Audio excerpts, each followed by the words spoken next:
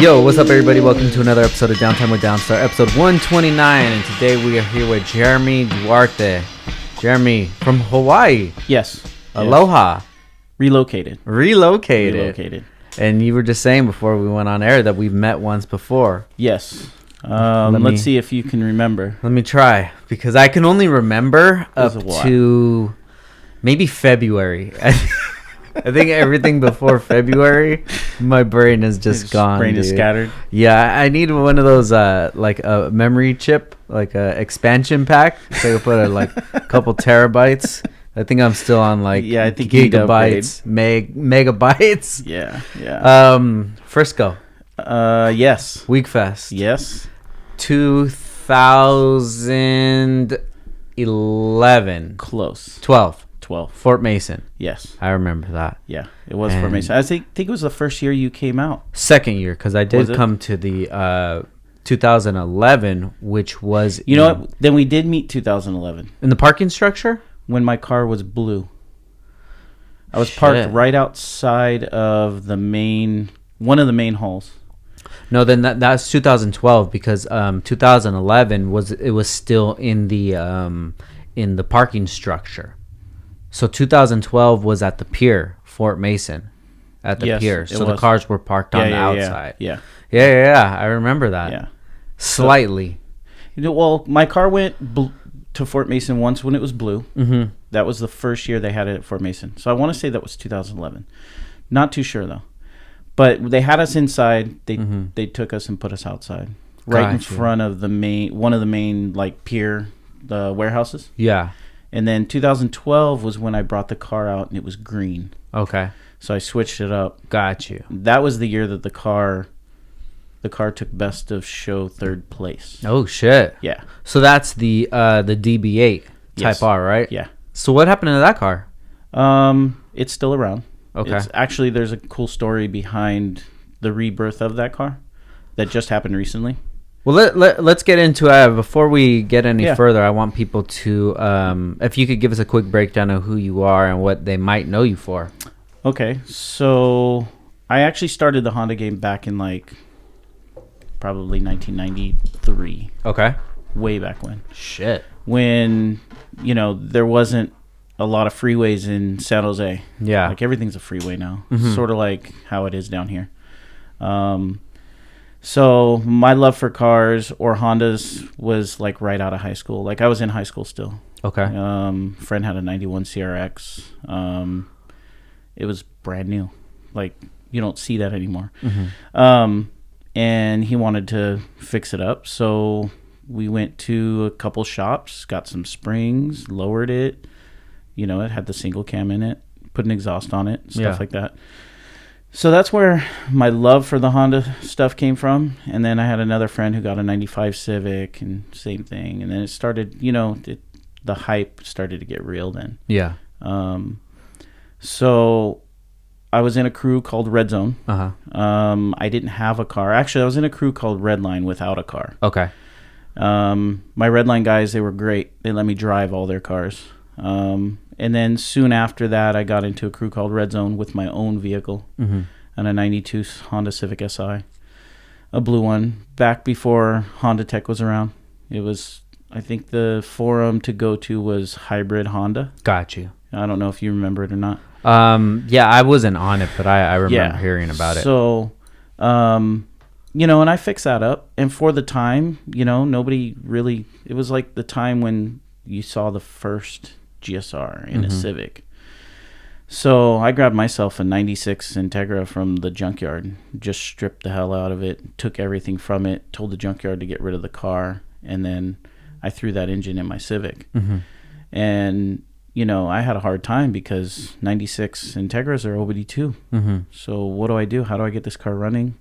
Had a guy come over, he cut all the plugs off my harness and left. I was stuck. So I sat there and I went through every single wire, soldered it all together, grabbed a 95 GSR computer, threw it in, got it running, and then found a nitrous kit online, threw it on, went to the track, running 12 threes, 12 O's. That was fast back then. Yeah, that is. You drive to the track, you You do 12s and then you drive away. So I got a crew called Redzone, and we went for a while. It was cool. You know, I love all my cats from Redzone.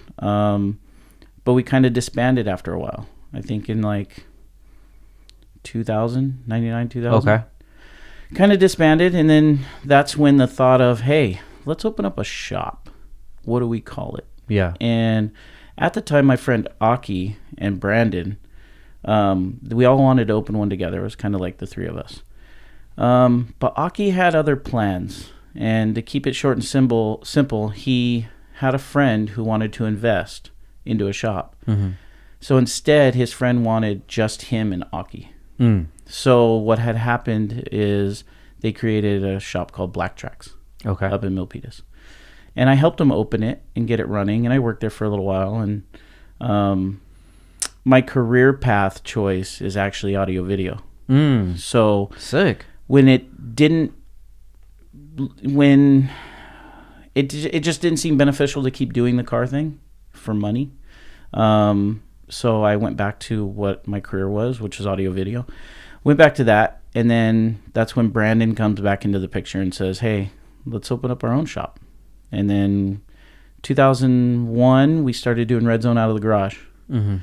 2002, 2003, we get a shop in San Jose.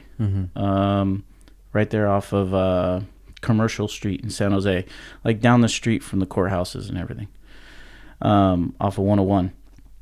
And we did really well. I mean, the hard thing about business, and is that it's hard to have a family life, and it's hard to have the shop life. Yeah. Because you're doing the shop life like 24/7. You go home, you're thinking about the shop. Yeah. You wake up, you're thinking about the shop. You eat breakfast, you're thinking about the shop. You take a shower, you're thinking about the shop. And the way we went about it is we were constantly just trying to make sure everybody was happy. And we started doing, a bunch of motor swaps, getting involved with, turbo kits and tuning and stuff like that when a lot of people didn't do it in the area. And then the one thing that really put us on the map was the right-hand drive conversions. So the story is that you could get a front clip from HMO for free back then. Yeah. You can get it from anywhere. Somebody imports the engine, they take the engine, they take the little knickknacks off the dash, they throw the clips away. Like they were literally just tossing them out into the dumpster. So we would ask them, hey, can we get your front clips? So we would get their front clips for nothing. And then we would take, I don't know if you know Danny Hernandez, the guy that had the blue EK 4-door, like a baby blue, Laguna blue. Yeah, then he changed the color to like a green mustard color. Yeah, like the BMW yellow. Yeah. His was the first car that we did, and when we did it, we did the entire firewall. Like, spot weld everything, take it all out, yank it, put it in. When we were done, you couldn't tell. Yeah. That's what appealed to people. So we started getting calls from back east. Hey, can we ship our cars out to you to right-hand drive them and stuff like this? And at the time, it started to get much because we had all these influx of people that wanted to do it. And we couldn't keep up with the demand. Yeah. So we did another one, which today is, I think the second one we've ever done is Cranky from ATS. Okay. Which is the other blue Integra DC. Yeah. With like white speckled valve cover, right? Yeah. The Oreo cookie valve cover. Gotcha. So we did that one, and he kind of hid the car, like for years. I don't know if you noticed, that car just came out like after 2013, 14. Yeah, it was about the same 2015. time as like the red Integra from ATS came out. It was around the same time. I remember both of those cars came out. They kind of came out together, and he sat on that car we finished that car in 2006. Really? Yeah. What the fuck? It was right-hand drive in 2006. He kind of just stored it away. So we did a lot of work for ATS. Yeah. There was a lot of cars that we did, and with trying to meet deadlines and stuff like that, it was really tough. Yeah. Especially since I had a family. So it was hard for me it put a strong toll on my family. Like trying to be there and be at the shop at the same time. And it was really tough, having a business partner who was also your best friend. Yes. I'll say that straight up right now. Yeah. If you ever go into business with somebody, don't. Just make sure that you're separate, because being best friends and trying to do a business at the same time, it's not the way to do it. Yeah, definitely. To this day, we're not friends. Really? Yeah. That's unfortunate. That ended in like 2010-ish, 2010. But we'll get to that part. Yeah. So we were doing great. Made the cover of HCI with Danny's car, like our first cover. Then made it into D Sport, and then it started like an effect of magazines. We were doing ATS cars, so ATS cars were getting in magazines. We had the road race car that we were doing for Andre Hartano at the time, and he had a Civic Si, which was road racing. Yeah, which a lot of people were like, "What's road racing?" When it came to Hondas, because everything was drag racing. It was either street racing, drag racing, or show car scene. And doing Andre's car really brought in even more business. But there was only 3 of us at the shop. You had myself, you had Brandon, and you had Wayne. Wayne was like the R&R guy, remove and reinstall. Gotcha. He could do a motor swap by himself if he needed to. Brandon was the fab guy, and the engineer kind of type guy. Like, he could put something down on paper, CAD it, whatever, grab the mill, get on it, and make something from scratch from a block of aluminum. And really prided himself on his welding and stuff like that. Me, I was more like, which I didn't want to take the role of, but I was the face. Yeah. I was the guy who did almost everything. I could also weld and fab, not as good as Brandon, but I also could talk. I could make customers feel comfortable with coming to us and stuff like that. And then Brandon was more of the tuning guy as well. And then I started to look in and see what he was doing tuning wise, because back then we didn't have Honda or anything like that. We had Chrome, Uber Data, Turbo Edit, and then a VAFC. So we were strongly, or we were looking at ways to tune cars with what we had. And the VAFC was a cool way to go, but it would blow up engines, because the more fuel you add, the more timing it adds. So, we were kind of stuck. Yeah. So we started getting into Chrome and stuff like that, and tuning cars that way. Yeah, but we didn't have a dyno. So we were doing stuff on the street where we had to go and rent somebody else's dyno.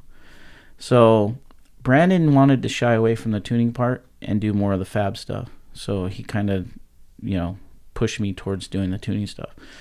So I kind of took that role of not only being the face of the company, and then looking into ways to tune cars and learning how to tune them back then, and kind of running everything because Brandon didn't want to touch any of the finances stuff. He didn't want to touch any of the bills. He didn't. Got it.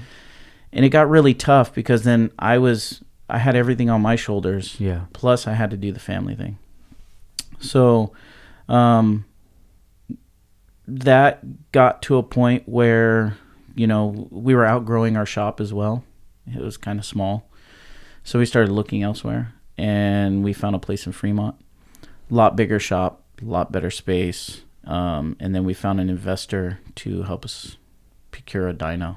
Mm-hmm. So we ended up moving the shop to Fremont, getting a dyno, putting it in, and we basically became like a really good one-stop shop.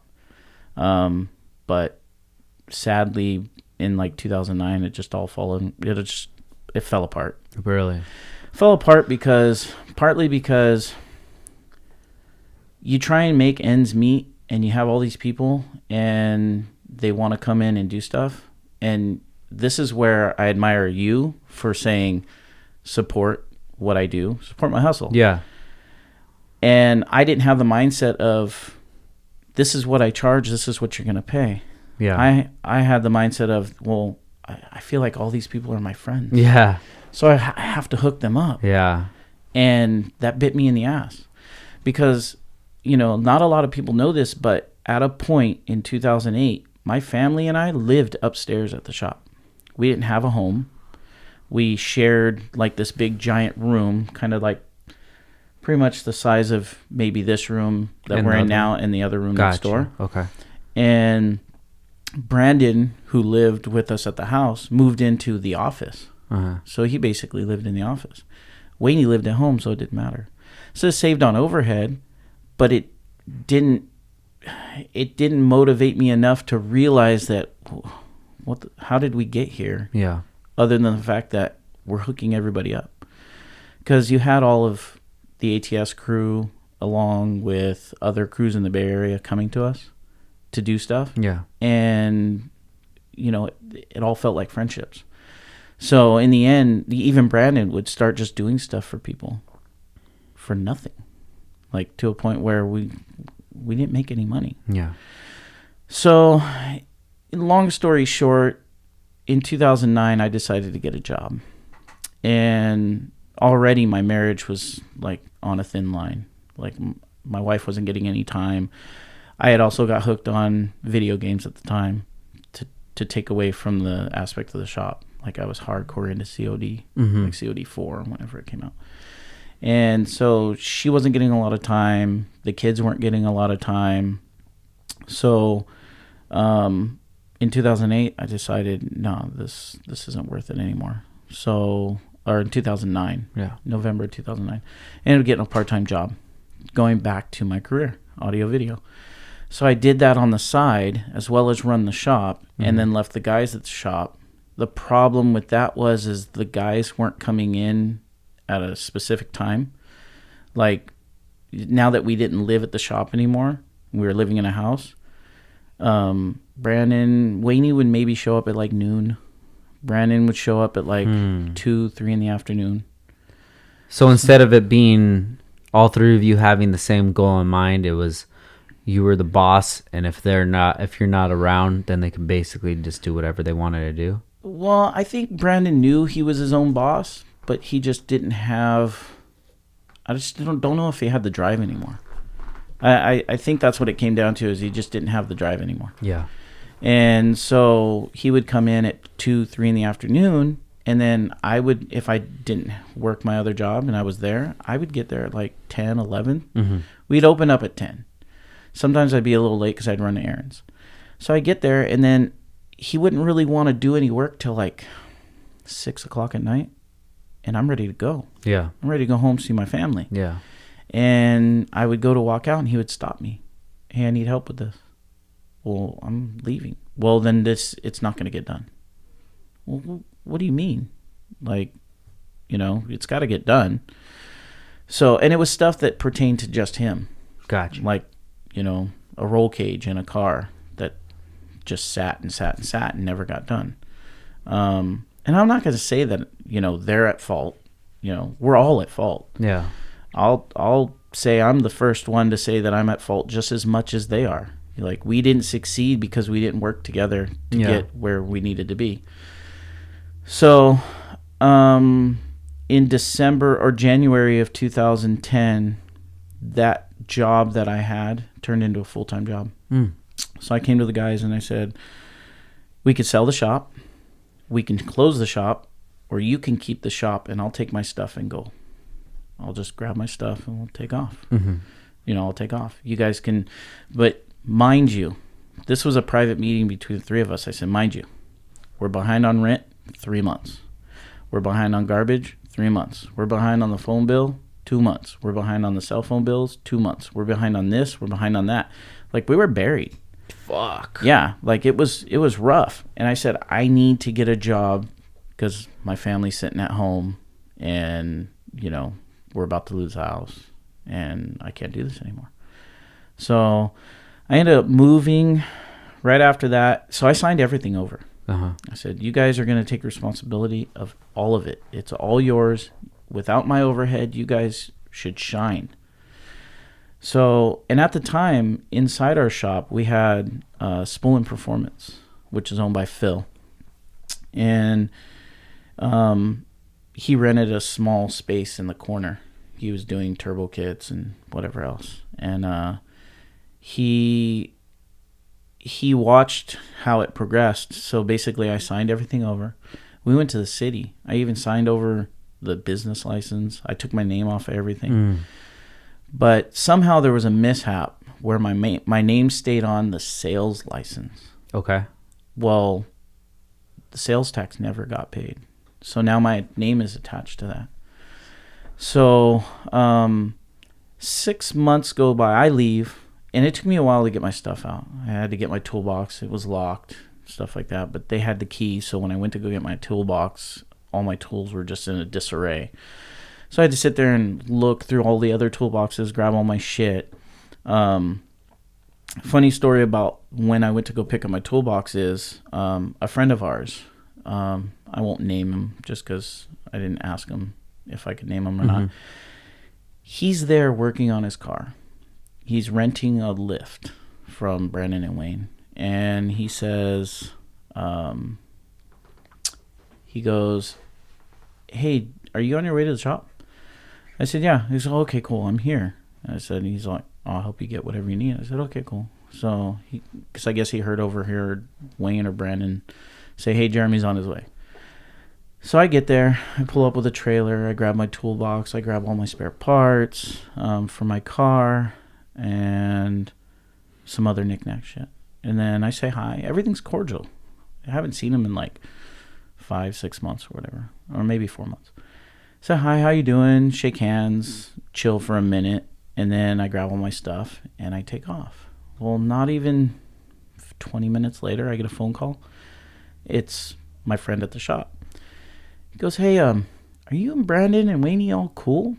I mean, when you guys were here, it seemed like everything was good. I said, yeah, well, we're cool. So, man, they were just talking mad shit about you. Like, just going off, like hatred type shit. And I'm like, I was just there. He's like, yeah, I know. I saw the whole thing. And I'm like, whatever. Yeah. So that kind of pissed me off a little bit. Yeah. So I get home. I put my toolbox away. I put everything away. I work on my car. And mind you, I still have my car. It's blue at the time. And I get it running, and I take it to a car meet like a month later. And who's there? Brandon and Wayne. And, it was kind of weird because I got a weird vibe from a lot of people. A lot of the ATS guys, a lot of other people. And our friend Andrew, who co-owns the dyno. He's the investor on the dyno. And he, I say hi to him, what's up? And then I go to say hi to Brandon, and Brandon talks to me like nothing's wrong. Oh, hey, how's it going? Oh, what'd you do new here? What'd you do there? Talk to him for like 15, 20 minutes. And then after the meet, I get a phone call. And it's from Andrew. And Andrew's like, hey, are you and Brandon cool? This is the same story. And so I started to put two and two together, so I got really pissed off. And I share this story because this story is public. I mean, when this happened, this was on Facebook. This was when Facebook was huge. And I get on Facebook, and I go off on a rant. I can't remember word for word, but I didn't name anybody. Yeah. I just said, I hope you got what you wanted. I'm glad you could sit there and talk shit about me, blah, blah, blah. Everything we've been through, I laid it all on the table. I didn't name any names. Shit you not, like maybe 3-4 comments below after I post it, somebody yells out, you're talking about Brandon. So right then and there, if you already knew, if you saw the post and you didn't know what was happening, like if you didn't witness what was happening, you wouldn't know who I was talking about. So obviously this person who posted this knew and witnessed what was happening. And it was somebody that I hadn't talked to like in a little while. So I didn't, for him to know, I was like, well, shit, he knows what's up too. Yeah. So about a week goes by, and I get a phone call from Wayne. And Wayne's like, hey, just want to say sorry, for this, and this. And we had a long conversation. And in short, I said, it's okay, Wayne, whatever, it's cool. Don't worry about it. Yeah. And he said, okay, so we're cool? I said, yeah, we're cool. Don't worry about it. And then I got off the phone. Next day, I get a phone call from Wayne. Hey, Brandon called me. Yeah, what's up? He saw your Facebook post. Okay, cool. Yeah, he asked me if it was about him. The fuck? Yes. I was like, yeah. And so not even a day after that, I'm on my way to DMV, and I get a phone call from a phone number that I don't have in my phone. Mm-hmm. It's like a 925 number. And it's ringing, and I don't know who it is, but I always answer my calls if I see my phone ring, and I'll answer it. Yeah. If not, I'll if I don't see it, I'll call you back. So I pick it up, and he goes, I hear the person on the line, and the person goes, "Hey, how's it going?" And the first thing out of my mouth was, "What the fuck do you want?" Ooh. It was Brandon. Uh-huh. This conversation happened pretty much verbatim. It was, "Oh, I saw the Facebook post, what's going on, this and that." And I said, "What do you think's going on?" I sit here and I think we're cool for like months on end. And then all I hear is everybody telling me you talk shit about me. Yeah. Left and right. I'm like, and this is stuff I tell this story to anybody. I've told this story 100 times to other people. It's not something I wouldn't say if Brandon was sitting where you are. I'd tell him straight up. Yeah. This is what happened. So he goes, "Well, how can I make it right?" So, you can make it right by getting my name off the sales tax for one. And then you can make it right by telling everybody that you lied about half the shit you said about me just to make yourself look good. Mm-hmm. And so we talked for a little bit, but I had to get inside. I was at DMV already, and I had to get my car registered. I had an appointment. Yeah. I said, "Tell you what, Brandon, I'll call you when I'm done, and then we'll finish this conversation." I said, "I just need to go to DMV. I need to check some stuff out, and then I'll call you back." So I go into DMV and I check. I do my stuff. I pay my registration. I get out and I pick up the phone and I call him, and I get a voicemail. I said, "Hey, it's Jeremy. Give me a call back. Here's my, you have my number." I haven't heard from Brandon since that day. When was that? 2011. Oh, shit. Is Yep. he still around? Yeah, as far as I know. But I basically just said, okay. That's how it goes, man. That's the moral of the story of doing business with friends. Yeah, I wanna dig into more about what you were saying about thinking that everybody's your friend. Mm-hmm. This is something that I've have personal experience with, but I want to hear it from your side. When did you realize that you cared more about these friends than they cared about you? Probably when I left the shop. And my wife will say the same thing. She saw it happen. She's like front row seat. They always figure it out first. Yeah, they figure it out first. So basically, I found out who my friends were when I left the shop, because I'll tell you right now, what had happened when I left the shop is everybody stopped talking to me. Yeah. To a point where, like, only the LA peeps would talk to me. Yeah. Like Phase 2 Mikey, Salem, Yeah. Murdoch, Ryan, the other Ryan Durr, Yeah. stuff like that. I noticed that everybody in Northern California, especially the ATS guys, they all stopped talking to me. And, I realize now it's because Brandon and Wayne would sit there and blame everything that happened to the shop on me. Got you. Jeremy did this, Jeremy did that. And nobody knew the full story. Nobody's ever heard what I've had to say. Yeah. So I found out who my friends were exactly at that point. And I can count all of them on one hand. Yeah. That was it. Before, I didn't have enough hands. I didn't have enough room on this table to count how many people I thought were friends. Yep. But as soon as that happened, you saw who stuck by you and who didn't. I mean, there's still some guys that don't talk to me to this day. Yeah. Because they believe what they believe. Yeah. And that's fine. I do talk to some of the ATS guys still. ATSV, Jason, stuff like that. Fred once in a while. Not so much anybody else. And that was the core people of the group at the time that were friends. Those were the people that we met up with. We went to travel down to Ibach with. Yeah. I think one other guy would be Danny, not Danny Hernandez, but Danny, who used to own the green NSX with all the Kevlar on it. Okay. He, I still talk to him to this day. So when you have the business, like you say, support your friends. But everybody, and I talked to Ken. I should take that back. Weekfest Ken. I talk to Ken a lot. Shout out to Ken, man. Which I'll be seeing in February when he comes to Weekfest in Hawaii. Oh, shit. Yeah. That's in February? Mm-hmm. February 1st. Man, I would like to make it out for that. You should. Huh. Light bulb. Yeah. And when you have a business and people come to you, they always expect a handout if they're your friends or they become your friends. I've had people recently become friends from the car stuff. Yeah.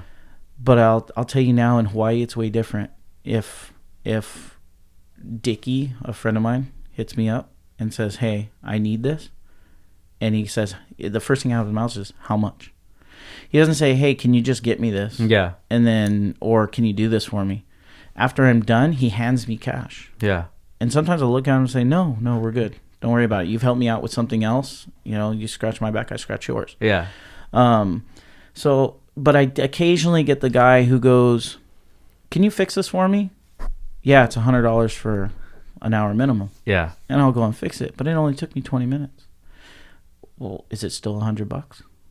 Yeah, it's still $100, but it only took you 20 minutes. I'm saving you 40 minutes, bro. Yeah, well, I'm saving you 4 days of headache of you trying to figure it out. 1, and then 2, it took me 20 years to get to the point where I can fix it in 20 minutes. Yeah. I mean, by all means, go look up Google, YouTube, and whatever else you got to look up, and you try and fix it within that frame time. Yeah. And then you let me know how it goes. So, but yeah, back to the friend thing. If your friends are really your friends, you'll notice when you go to do stuff for them. Yeah. Which, that story I tell you about the rebirth of the DB. Yeah. Has to do with all my friends that are in Hawaii right now. Yeah, I definitely want to touch on everything, man. But I really can relate to those stories that you were saying, especially thinking that you have so many friends and supporters and things like that until the tide changes and you're like, fuck, that was all an illusion. Yep. And, learning that is a very, very hard lesson, but the place that it leaves you in, it makes me feel a lot better knowing than not knowing. Yeah. You know what I mean? You could Well, the other thing it does is it kind of taints your perspective a little bit too, because then making friends after that happened to me just was really tough. Yeah. Like I didn't want to get too close to anybody after that. I didn't want to, Randy in Hawaii, for instance, when I first met him, I just shook his hand and then I just walked away. I said, "Hi, how are you?" That was it. It took he'll tell you too, it took 3, 4, 5 visits before we actually got to know each other and become friends. And then he would still pay me for my services and stuff like that. That's when I knew, I said, this guy's real. He's not just trying to be my friend just so I can help him finish his car or help him tune it or give him advice and stuff like that. So, and that happened with a lot of the guys there. I was standoffish. You're kind of skittish when it comes to making friends. Yeah. Because you don't want the same thing to happen to you again. You don't want to be taken advantage of. Yeah. So now I really value that friendship. So when we have get-togethers and stuff, it gets down to the full-on speech. So thankful you guys are. We had Thanksgiving. We called it Friendsgiving. Yeah. We had a Friendsgiving, and before I got to the island, from what I'm told by my friend Germs and a couple other people, and Ronald from Team Monsu, because from what I'm told, and his wife Ashley also reiterated this, said, before you got here, Jeremy, we would all be segregated. Mm-hmm. Nobody would talk to this crew, nobody would talk to that crew. We'd be in parking lots and spots. He's all, when you got here, now we've got 4 different crews at a Friendsgiving. Sick. So now we've got, You know, and it's not the whole crew. It's like bits and pieces from one crew, bits and pieces from another crew, bits and pieces from another. Yeah. And I told him, I said, because I don't associate myself with just one crew. I can never be in a car club. I told him that. I said, being Redzone makes it to where I'm just Redzone. Like, think of that as my car club. Yeah. But I'm solo with my family, my wife. So, you know, if you choose to support Redzone underneath your club banner or whatever, I am so thankful for you doing that. And that's what's happened is, you know, you got Project One, you got Monsu, you got Ruthless, you got, you know, this other team over here, Grounded Locals, you got, you know, High Rev, you know, all these other crews on the island, and they all kind of just hang out and meet together sometimes. And they said that never happened before. Yeah. Which that feels good. Hell yeah. So when we have this Friendsgiving, you know, I made a speech. I said, hey, I'm so thankful you guys are here. You know, having your friendship means a lot to me. You know, I've had some shitty friendships in the past that just ended badly, you know, the whole nine. And then I think to end the night, I handed out special keychains to everybody. Cool. These little Redzone Hawaii ones. Yeah. Just handed them out. Said, here, these are exclusive. Like, I'm not selling these. These are for you guys. You know, I have a handful left. Said, I'm only giving these out to certain people. So, you know, they were floored. They were like, what?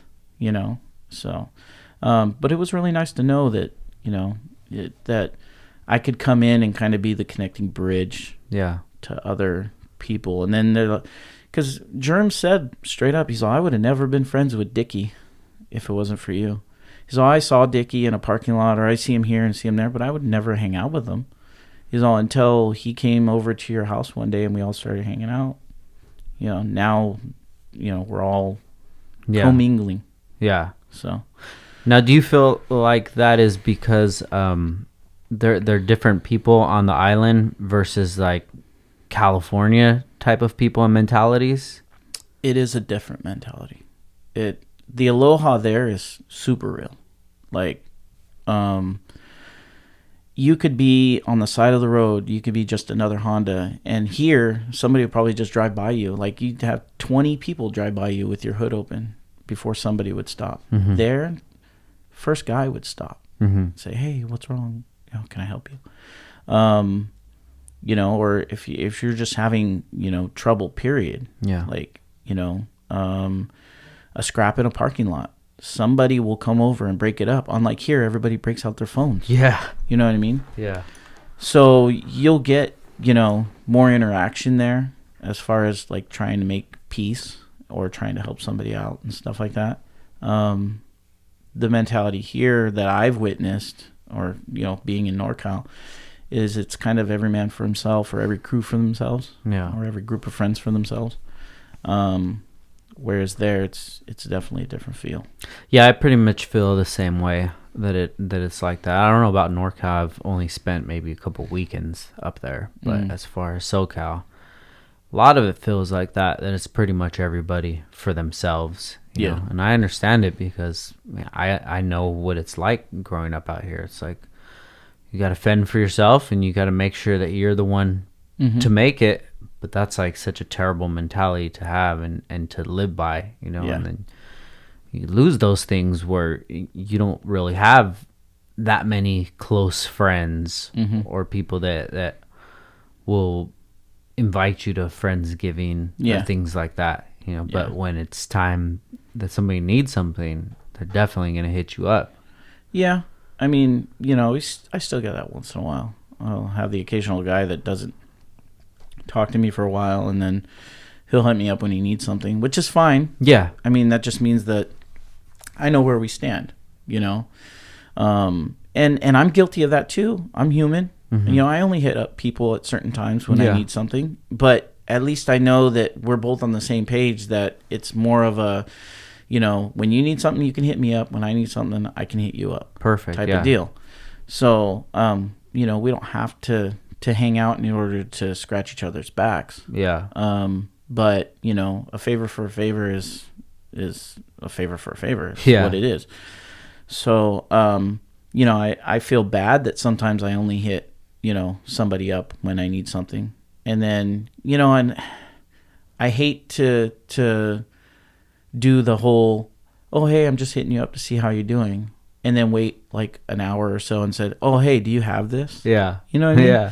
That just feels shitty. Yeah. So sometimes I will look for other avenues of, if I needed something, then, and I know I can get it easy from this guy, but I haven't talked to them in a while, I'll force myself to try and figure out how to get it a different way, because I don't want to feel like a dick or an asshole for only hitting you up because I needed something, because I wouldn't want that to happen to me. Yeah. You know what I mean? I think what I do in those circumstances is I just blatantly say it, you know. Yeah.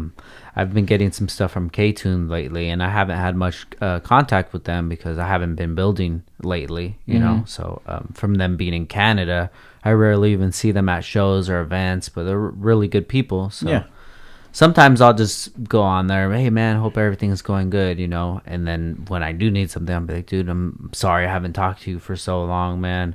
I hope everything's good. I just need to get this. I hate to hit you up like this, you know, but certain people understand, you know. Yeah, when it comes to the business aspect of it, like you're using it business to business, that's a little different, because, you know, business relationships, they'll always be there. Yeah. Because you're always going to buy something from them, or they're going to buy something from you.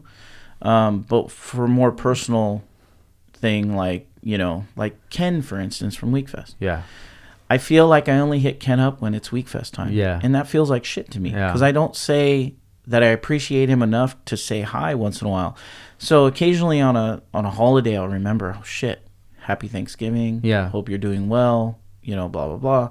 Or, you know, whatever the case may be. Yeah, definitely. And I'll try and catch myself doing that. But, you know, and Ken knows that when I am hitting him up, it's most likely to talk about the upcoming event, you know. And yeah, I just don't think that, you know, I do it enough to, you know, make myself feel better about hitting him up for you know, hey, I need 26 spots for Weekfest. Yeah. You know, and then he's like, whoa, you need how many? So, yeah, I need 26 spots. He's like, holy shit.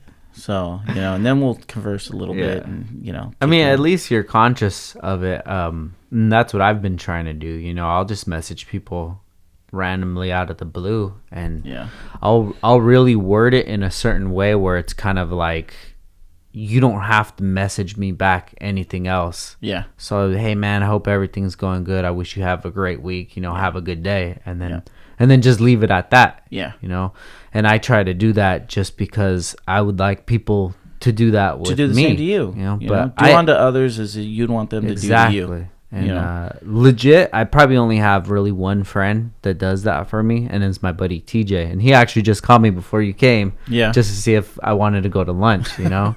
And people from the outside looking in, they'll think, you know, I don't know what idea they have in their mind about Downstar or how big or whatever, but it's not like, you know, I'm at car meets all the time, hanging with people at shops, and this is just like, this is my job. This is I have a job, and the same struggles that you're probably dealing with, I'm probably dealing with them too. Yeah. You know, whether you're paying your light bill, phone bill, or whatever, I'm paying, you know, people, suppliers and things like that. It's the same thing. But like when it comes to that day off and nobody's hitting you up to hang out or you know, you're always the one who's making the calls or making the effort.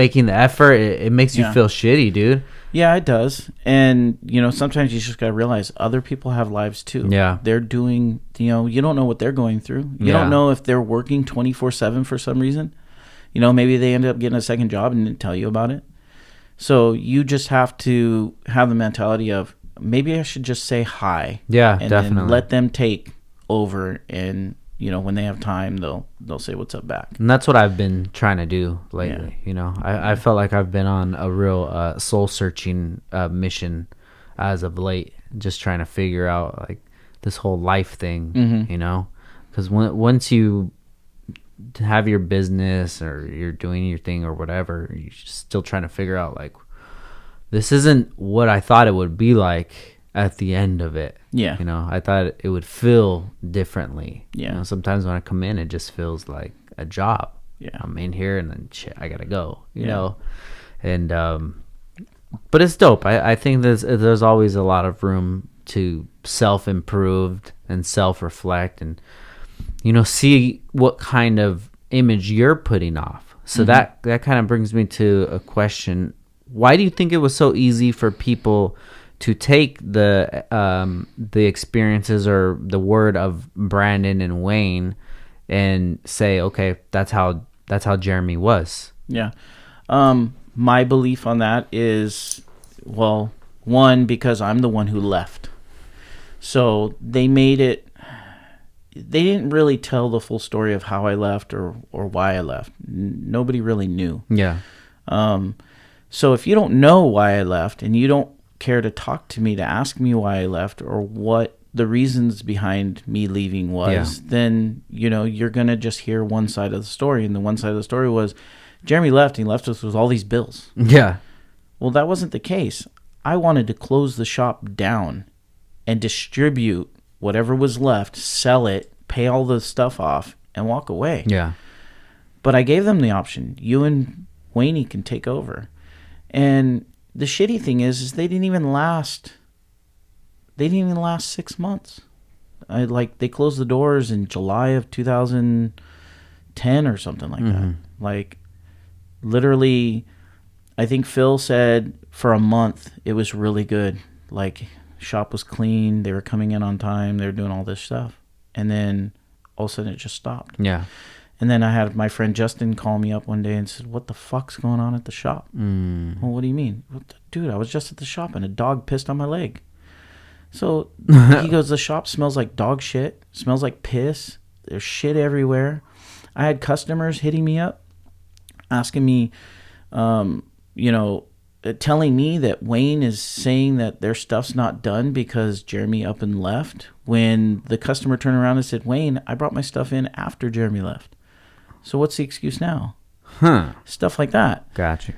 So without hearing my side of the story, it probably was, and they needed the shop. Yeah. They needed somebody to tune the cars. They needed somebody to do fabrication. They needed somebody to do the work on this and that and whatever else. They needed to buy parts. The customers / friends, the ones that were getting parts at cost, the ones that were getting work done for half the price or free, stuff like that. They needed that. So, of course, so they'll deal with some piss. Or they'll deal with, knowing that, I'd rather be on this side of the track than be over here with Jeremy where I can't get anything done. I can't benefit from it. Yeah. So, what can you do? So I left the shop 2010, January 2010, February. And then I went to work for an AV company until about 2013 when I got laid off. When I got laid off, I had a friend of mine, Geith, and he came to me. He said, young cat, like 22, 23 at the time. He goes, hey, Jeremy, let's open a shop. I said, nah, I don't really want to open a shop. You sure? Yeah. No, I'm good. So he was still doing stuff in his garage. And then one day I said, hey, Geith, I need help in the garage. He goes, well, what do you need? I said, I got a special project for us. He goes, what is that? And I said, Ken just hit me up. His friend Hiro from Japan, you know Hiro. He has a friend, Hiro also, that has an EA.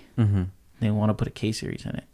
They brought the car here, shipped it from Japan. Oh, shit. It's at Weak Sauce. And, oh, fuck. And the engine's at Weak Sauce, but nobody seems to know how they can make the mounts to put the engine in because nobody made mounts. Yeah. So I went and looked at it, and I said, okay. So I hit Geith up. I said, Geith, you want to do this in my garage? He goes, fuck it. I'm down. Send it. Yeah. So we went, picked up the car. It had the single cam in it still. So we drove it. Like, we had somebody physically drive it all the way from Weak Sauce in San Jose. I lived in Brentwood at the time, up in NorCal. Drove it, parked it in the garage, took the engine out of the truck, put it in the garage, and we started looking at it. And then we're like, all right, let's tear it apart. So one weekend, we just tore everything out of it, got the single cam out of it. Then we started really looking at it. Go, how are we going to mount this fucking engine? It's a K-Series. Nobody's done a K-Series in an EA yet, let alone a right-hand drive EA. Yeah. Well, how are we going to mount this thing? God damn. So I look at it and go, K-Series EK mounts. Siri. So let's get some KEK mounts. Yeah. So, think that'll work? I said, well, yeah, we'll cut and weld. We'll just use the aluminum part and we'll cut and weld whatever brackets. So we get it where we want it, and we take the K EK mounts, and we start placing them, and then we start cutting them, and then we said, fuck it, weld them to the chassis. I think it took us a couple weekends. We ended up getting the engine in, settled where it needed to be, started, making sure that throttle cables and everything else was going to work, and shifter cables. Got it to a point where all they had to do was the wiring, hook up the exhaust, and radiator hoses and stuff like that. We even made it to where the radiator would fit. Like, everything was super close. Mm-hmm. So then Ken hits us up and goes, hey, is the car ready to ship? I said, yeah. So we put the car on a trailer. We take it over to Oakland, put it up on a skid, and then put everything inside of it, and off it goes. Back to Japan. About a month or two later, I get a photo from the owner, and there it is, a fully running right-hand drive EA fat Redzone sticker across the entire windshield. Yeah. With a rye-wire harness, the works, sitting right there at the Weekfest Japan car show. It's the best feeling in the world. And that's when Gaith and I got acquainted on how we work. So I still didn't have a job. I was on unemployment, and I looked at Gaith, and we were proud of what we did. He goes, so, want to open up a shop? Yeah. So, yeah, let's open up the shop. And he goes, what do you want to call it? And I said, just call it Redzone again. Really? This time around, we'll call it Redzone Race. Okay. So, Redzone Performance is what the last business was called. Gotcha. So this time around in 2013, we decided Redzone Race. Grabbed a spot in Antioch, California. Nice spot, huge. Got some. Gaith got some investment money from family, and then I procured a loan from my good friend Lee, who was part of the original Redzone crew back in the day. Lee Trong, and I thank him to this day for believing in me and making this work. And I still talk to him, like we exchange text messages back and forth. He's building a CRX, and I'm trying to help him out with it. And we go down to Fresno and we buy this dyno from this defunct shop that's closing down that used it for diesel trucks, and we get it for a really good deal. So I hit up my cousin who drives a truck, like a semi-truck and a trailer. I said, hey, do me a favor, can you pick up this dyno? He goes, yeah, let's do it. I said, how much will it run me? He goes, just pay the gas. It's like, no shit.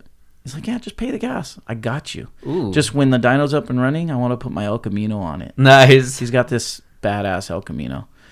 And he's One Bad Wagon on Instagram. And so we go down there, we grab the dyno, we bring it in, we set the shop up. We have 2 rotary lifts. We have the dyno. We buy a welder, buy some toolboxes from Matco, and we start jamming. And we continue to make a name for ourselves. And to this day, the shop's still there. No shit. Yeah. So in 2015, like we were making a name for ourselves, and about 2014, 14-ish or so, we were doing really well. I was proud of what we were doing. I was still able to go home on time, even though I was working late once in a while. I was still able to do like 9 to 5 or 9 to 6, and that was good enough for me. Yeah. And I still could pay the bills. I could do this. I can do that. So about 2015, I got a job offer to go to Hawaii, and I came to Gaith and I said, "Hey, Gaith, I got a job offer to go to Hawaii. It's a good amount of money. I got to relocate my family. What do you think?" And at first he's like, oh, man, I don't know. It sucked, to end the shop, this and that. I said, you keep it going. I'll do tuning, remote tuning, and I'll help as much as I can, and we'll get the transition, and then you can just take over the whole shop. So that's what we did. It was a little rocky in the beginning and a little rocky a couple years ago, but I would say now, we have a good, steady relationship to where I can hit him up and I say, hey, I got a remote tune. I got a guy who wants to come in for tuning. What day are you available? We'll set it up. Guy will come in. He'll put the car on the dyno. He'll check it all out. He'll drive it. He'll hook up the ECU to the laptop. I'll log in. And then I'll do the tuning. And then he'll take the payment. And then at the end of the month, we'll divvy it up. So at first we would pay for the dyno because we still had a loan on it. That got paid off. And then now it's just I help pay, when we do the tuning, a portion of the money goes towards the rent for the dyno. Gotcha. So about a year and a half or two ago, Guy turned it into a appointment only shop.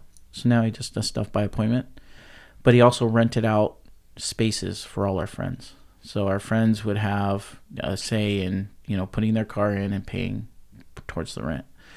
So I think that's the way it's sitting now. I don't get into too much of the business dealings anymore with what they have going at the shop. I just know that I can rely on Guy to, let me know what time he's available, and then we tune a car. And that's my portion. That's it. That's my only involvement with the shop up in NorCal now. Yeah.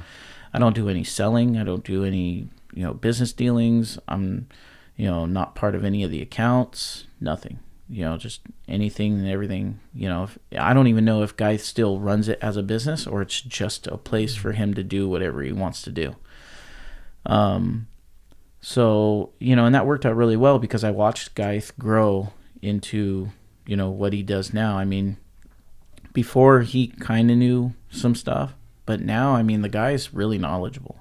Like, I'm proud to know that, he can just, he can do stuff on his own and knows what he's doing. Like, he can build an engine, he can rebuild transmissions from dog boxes to stock. He can do it all. Yeah. And he's got his little brother doing fabrication there, and his little brother's doing great at fabrication. So, to leave the shop this time around on a good note felt really, really good. Yeah. So what does the Redzone name mean to you? Why wouldn't you just want to change it to something else with that bad experience the first time around? Because Redzone was never meant to be a shop.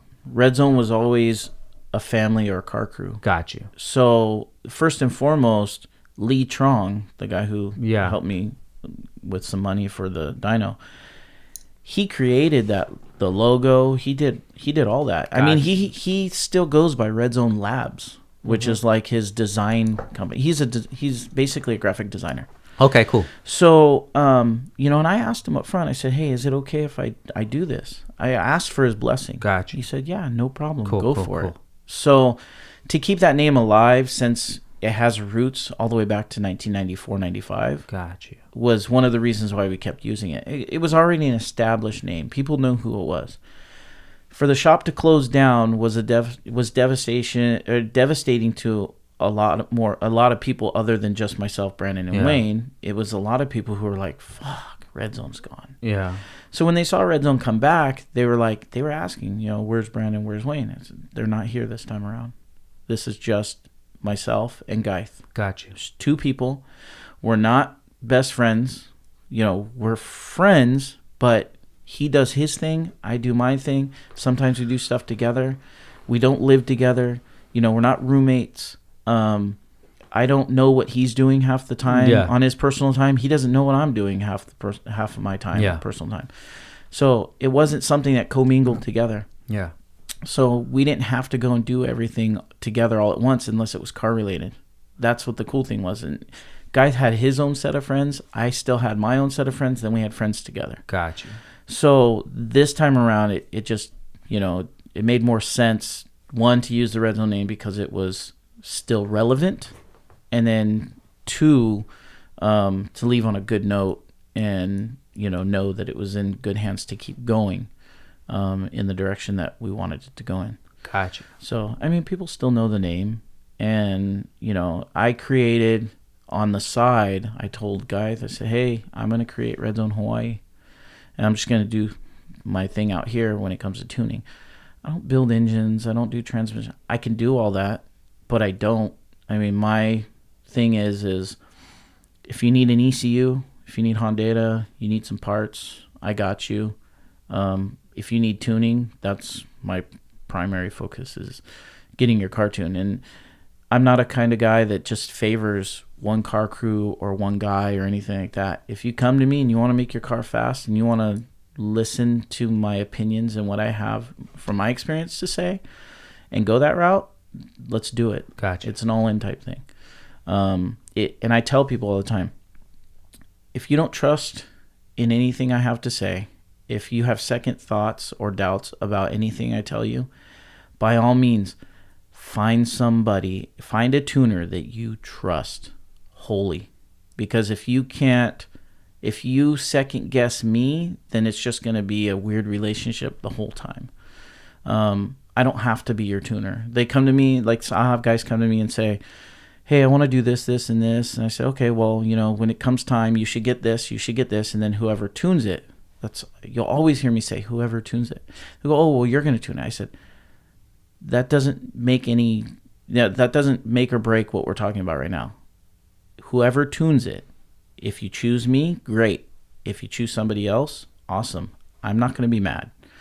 So go with who you feel comfortable with. Mm-hmm. If I don't make you feel comfortable, then you're not going to make me feel comfortable. We're going to have a bad situation. You're not going to listen to anything I have to say. And then, we're just going to have a blaming war when stuff happens. It's not the way it should be. It should be a mutual understanding, good relationship when it comes to the client and the tuner. Yeah. So, I have a guy on Big Island who came to me for tuning, and I tuned it. And then, he would second guess me a lot. And I finally told him, I said, dude, if you want to find another tuner, I won't be mad. Have somebody else tune it. So he asked me one day, he said, hey, do you mind if so-and-so tunes it? A really well-known tuner from back east. Uh-huh. I said, no, I don't mind. Have him tune it. And then, whatever, I'm good with it. I'm not going to be mad. You can still ask me questions, whatever you want. So he did that. He had the other guy tune it. And the other guy tuned it, and I think it made like 6 to 8 more horsepower. And it could have been anything because he had changed a couple things. Yeah. So who knows if it was the tuner or if it was this or it was that. But I looked at it as in, great. He found somebody else to tune it. He's happy. Let him go and do his thing. Car ran like 1/10 of a second faster, which could be anything as well. It wasn't a significant gain. Could be a diet. He could have taken a shit right before that run. I mean, the gas tank could have been half empty or half full, however you want to look at it. So he calls me up. I think he texts me not even maybe 3 weeks ago. He says, hey, I'm going to change all these parts. You down to tune it? Says, yeah, I'm down to tune it. Let me know. He's like, all right, cool. So, it was no harm, no foul. I'd let him, if you're going to be the type of tuner that gets upset because somebody else wants to try somebody else, then why are you tuning? Because that's going to happen all the time. You're always going to get the one guy who, there's that one guy out there that just doubts everybody. It doesn't matter how good you are. Yeah. You're going to get doubted. There's going to be that one guy that's just going to doubt everything and want to go and try somebody else. Don't let it, I'm not going to lose sleep at night. Yeah. You're going to walk over there and talk to that guy about it? By all means, go ahead. I'll still be over here doing what I have to do and, making sure that whoever does come to me gets the best service possible because I don't know everything. Yeah. I'm probably one of the few people that I know of that sits there and goes, you can learn something every day. Yeah, definitely. I mean, you're probably like that too. You don't know everything. You can learn something every day. There's something to learn. And I don't sit there and say I'm God's gift to tuning and I know it all. I don't, sometimes I doubt myself when it comes to certain things. And I do well for myself and I can explain a lot of things well to people when it comes to asking me questions about tuning. But, there might be a system I've never touched. Yeah. People ask me all the time, can you tune this? Yeah, as long as you have the software and I can take a look at it, yeah. And that kind of worries them because, you've never done it before. So, and that's another thing when it comes to tuning is if you've never tuned that type of car before, they shy away from you. Yeah. So since I'm known for Hondas, that's all everybody comes to me for is just Hondas. I'll do the occasional 240. I'll do a GTR. I'll do an Infiniti on a Subaru. Or I'll do this, some weird off EMS4 on a Toyota Tacoma. But then, until I do it, unless I tell them if I really want to do it, and I can lie to them and say, oh yeah, I've done plenty. Yeah. And then I'll go and do it, and they're happy. Great, but what if I fuck it up? Yeah. You know, and I told them I do plenty of them. Then I'm out on the ringer Yeah. because I told them I've done plenty. It's the first one I've done. Yeah. You know what I mean? I feel you. So what was it like moving to Hawaii from NorCal? I'll tell you, I was really worried. I was worried because when I got there, a lot of people don't realize that having lighter skin, you know, there, it you know, you get more looks. Really? Yeah, you do. When you first get there, you're known as the haole. What does that mean? You're the haole. You're the outsider. You're the you know, the tourist, or you know, you don't belong here. You know. So when I first got there, I think my first experience is I went to the west side not knowing that the west side is more of it's more of a local area. Okay. It's not a touristy area. And this is Oahu? Yes. Okay. Oahu. So out in Waianae, Nanakuli, and Maili and all that out on the west side. Okay. I went out there with the family. Now my wife, she's half Filipino, half white. She's kind of dark skinned. Yeah. She looks like she belongs in Hawaii. My kids kind of dark skinned, except for Alex, who recently she just wears long sleeves all the time, so her skin's gotten kind of light like mine. And when we first went out there, nobody really questioned them being there, like gave them any looks. But you can feel the stares, like just people looking at you. And you know, cars with California plates out there get fucked with all the time. Really? So we had our car there, and it had a California plate. And so we got out. We went to the beach out at Makaha side, and you know, we get out there, and I can tell people are staring at me, but they're not really staring at Nisa and the kids. And then it wasn't until I took my shirt off and they saw that I have this big Polynesian tattoo on my chest that they kind of just looked away. And then it was done and over with. But then when we walked back to the car, somebody had pretty much, you know, threw food all over our car. What? Yeah. So, you know, and I wasn't aware of, you know, being out there, that it's not as touristy, that it's more local. Yeah, I do now. I've been there almost 5 years now. Yeah. Now I can go there with no issue, you know. And that's only because, you know, I feel where they're coming from. They've got a lot of, you know, they have every right to be angry on how the Hawaiian Islands were procured. Yeah. I mean, I'm not going to put it past them. I think it's fucked up. You know, I said that before. Am I happy to live there and be able to enjoy everything and have family there now? I mean, with all the guys that I have, you know, Dickie, Randy, Nestor, Germs, you know, Chowder, all them, you know, Kyle, Ronald, the works, and Dickie, and you know, and made some friendships with guys who don't live there anymore, like Andrew and the other Andrew. You know, who's planning on moving. But knowing now what I didn't know then, and it took me probably a good 6 months to a year to really feel like nobody was looking at me anymore. You know, and kind of fit in. Yeah. You know, so it took a while to acclimate, to really, you know, be able to talk to somebody and feel like, hey, I belong here. You know, I live here too. Yeah. Whereas in the beginning, I was like, you get me, you know, telling me, oh, you got to go over here off of Piikoi and turn left on Kapahulu and this and that. And I'm like, I don't know what you're talking about, man. I don't know where I'm going. Yeah. I don't know what the address on Kapiolani is. I don't know where I'm supposed to go over in Kapolei. I don't know where I'm supposed to be over in Haleiwa, you know, stuff like that. I don't even know how to pronounce half these damn names. Yeah. You know, and I felt bad because I didn't know. So I taught myself, you know, and after gaining the friends and family that I got, they started to reassure me, you know, and tell me stuff that I needed to know, and the spots, where to go, where not to go, what to do, when to use this term, when to use that term. You know, a lot of people don't know it's its own language and everything over there. I mean, A lot of slang words that you don't hear, like, they don't use hella Yeah. over there. You know what I mean? Yeah. They use cherry, hammer, shoots, raja, bra, Yeah. stuff like that. And so, but, being there for so long now, it's like second nature when I'm with my friends. Definitely. I start talking like that. Yeah. Three is not three, it's tree. Third is not, third, it's turd. And, Yeah. you pronounce things differently. And I love it. It's really cool. And I think being on this trip was, Nisa and I were talking at Disneyland the other day. We're like, man, I think this is like one of the very first times in a long time where we miss our friends. Yeah.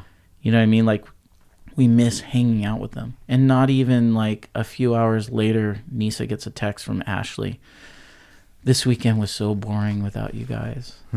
Which feels really good. Hell yeah. You know what I mean? So, Yeah. that's the appreciation side of it. And I get posts all the time from the guys. They'll post up, doing something with the car, and then post a picture of me saying thank you and stuff like that. I never really got that before. Just recently, that story about the rebirth of the Integra, Yeah, let's get into that. So I've been so focused on Nisa's car. Yeah. Nisa's car, Yeah. obviously, because 2018 Black Friday, what did Jeremy go and do? What did Jeremy and Nisa do? Jeremy and Nisa got on Downstar's website and ordered a shit ton of bolts. Yeah. Like, ordered like $900 worth of bolts for damn near almost half the price. Yeah. Which was really cool. And and you and I had talked before and stuff like that, and people ask me all the time, oh, did Frank sponsor you all that stuff? Yeah. Fuck no. Yeah. I went on when he had his sale and saved some money. And yeah, I know that, I could have bought it before and supported him by giving him more money. But, we just so happened to need the bolts right then and there. And it was Black Friday. So why not wait the extra week and order them? Yeah. Get a deal ourselves and not have to sit there and do the sponsorship proposal thing and ask somebody for free shit. Because that's not us. We don't ask people for free shit. Because I've been in your shoes where people ask for free shit. Yeah. And so we bought a whole bunch of bolts in 2018, and we started putting Nisa's car together. Now, the story of my car comes in when Nisa's car arrived on Oahu. Her car arrived in August of 2017, I believe. And it was a car that you guys already owned from here. Yeah. Okay, cool. Yeah. Her Civic Type R has a short history of N1 Concepts, sold it to Brandon. Brandon K-Series it, drove it for 6 months, took the engine out, sold it to a friend, Ross. Ross put in an F20B. No, an F20 to B. So it was an F to D. F to B, yeah. Ended up racing a friend on the freeway, misshifting and cracking the camshaft in half. Oh, shit. Took out the whole engine. Then the car sat for a year. So in 2012, I said, sell it to me. So he sold it to me with a down payment, and then I made some payments, and then eventually paid it off. Took a while.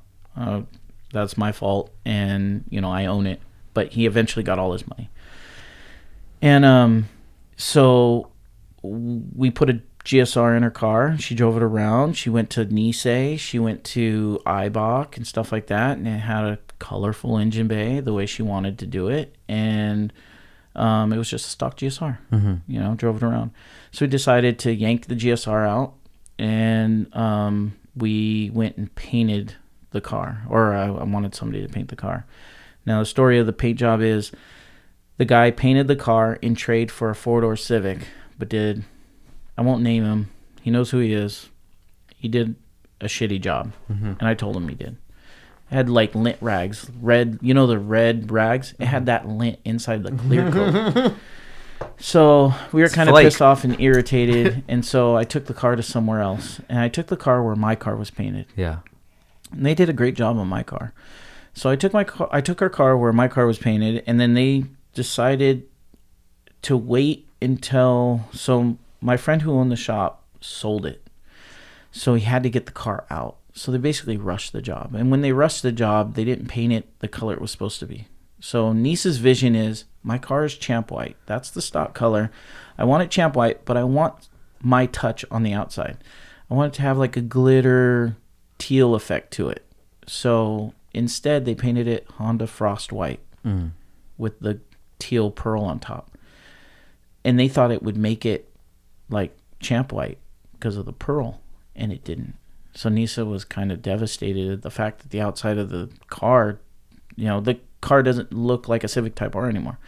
It looks like your run-of-the-mill 1998 Civic CX, white CX. Yeah. And so the car, so it just so happens we got the car back when we moved to Hawaii. So I had to leave the car at my brother's house. So some friends drove it from the body shop, dropped it off at my brother's house. My brother looked at it. My brother was like, my brother James. He's not brother by blood, but he's damn near my brother. He's family. And he looks at the car and he goes, Jeremy, this car's really bad. So what do you mean? He goes, it's missing clear here. It's got some runs here. The mirror's broken. The car's white, not Champ White. And it just doesn't look good. Like it's got an orange peely touch to it. Like there's not enough clear. And I said, great. So we let the car sit there 3 years. And then during that 3 years, halfway through, we put a car cover on it and stuff. So by the time it got to Hawaii, there's a whole story on how it got to Hawaii, but we won't go into that. So when the car got to Hawaii, both our cars were supposed to go at the same time. But my dumbass had the JDM windshield still in my car. You can't see the VIN number anymore. Yeah. The car's registered. It has a 12-digit VIN now. It's got a U.S. VIN. Nisa's car has a U.S. windshield with the VIN in the dash. So they couldn't verify the VIN on my car. So the cars don't run. And they had to be towed from NorCal to San Diego. So when we took my car and her car down, they took her car in. My car ended up back on the trailer and drove all the way back to NorCal. And had to go to my brother's house. So, because I had to change the windshield. And it was too late. I had to get on a plane. Couldn't wait the next day to have the windshield changed. None of that. So her car gets on the boat. It gets to us. And then that's what we focus on. We focus on her car.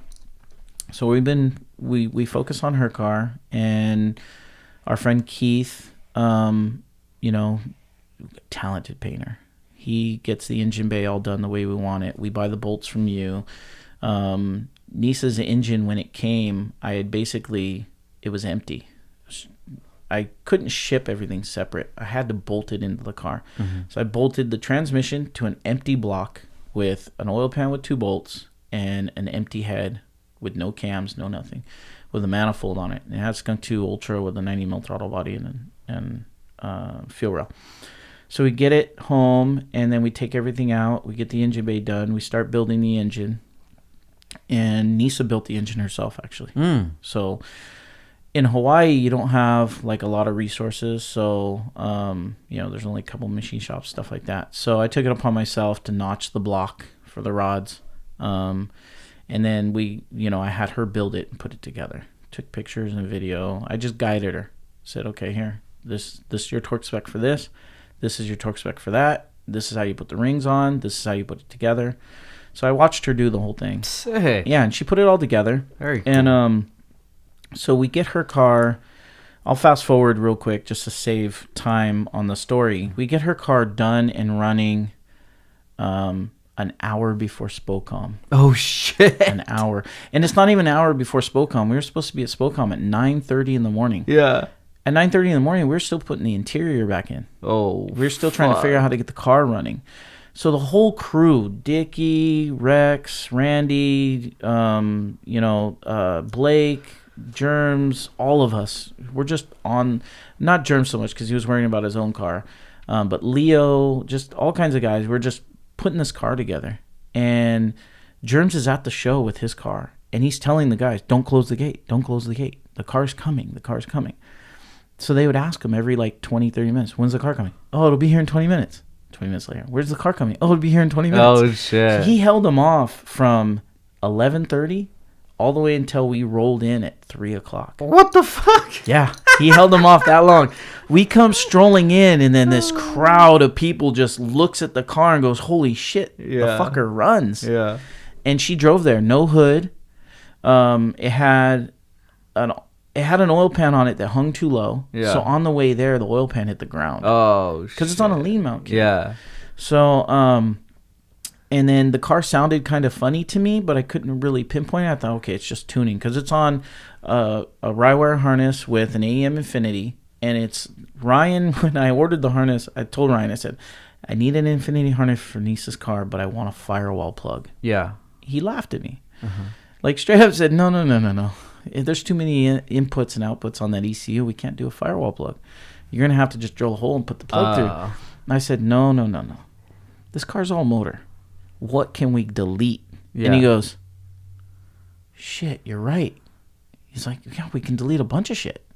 He's like, what do you need up front? I said, well, I don't need a boost controller. I don't need this. I don't need that. Got you. Just give me TPS, map sensor, coolant pressure, coolant temp, and oil pressure. All the rest of the shit, get rid of it.